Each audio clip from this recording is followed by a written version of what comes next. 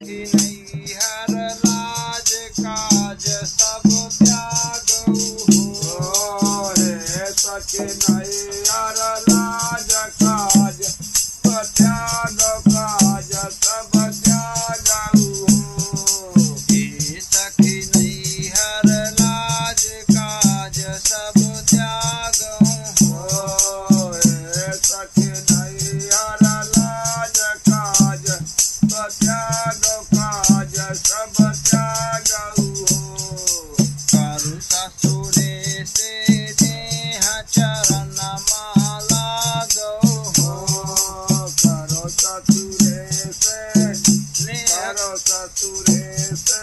देह चरण माला गौ चरण माला गौ हो रिद्धि सिद्धि सुख छोड़ी नहीं कछु मांगई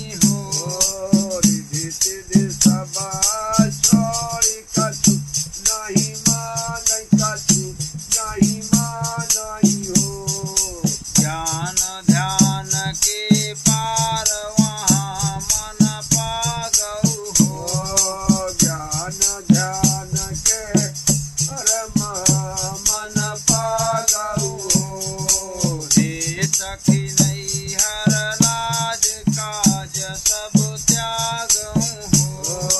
हे सखी नहीं हर लाज काज सब त्यागऊ कनक कामिनी तोर करम भरम त्यागऊ हो करक कामनी तोर भरम सब त्याग भरम सब त्यागऊ हो सब आत्मय ब्रह्म सुरत कई जागऊ हो सब आत्म ब्रह्म सोई सब आत्मय ब्रह्म सोत कई जागई हो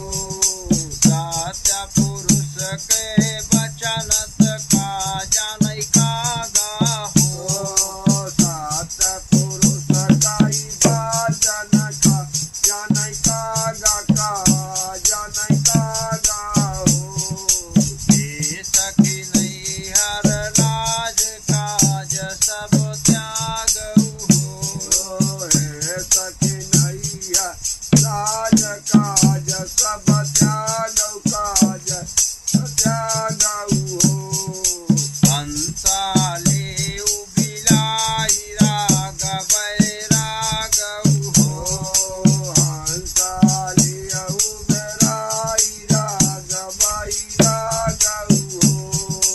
साई मोहन सहमता बेला गौ हो साई मोहन सहमता बैरा गई हो बैठ गए बसत लोक आयु बाबा गौ हो बैठ गए सत लोक आयु बाबा गई गौ बाबा गई हो हे सखी नहीं हर लाज काज सब त्यागऊ हो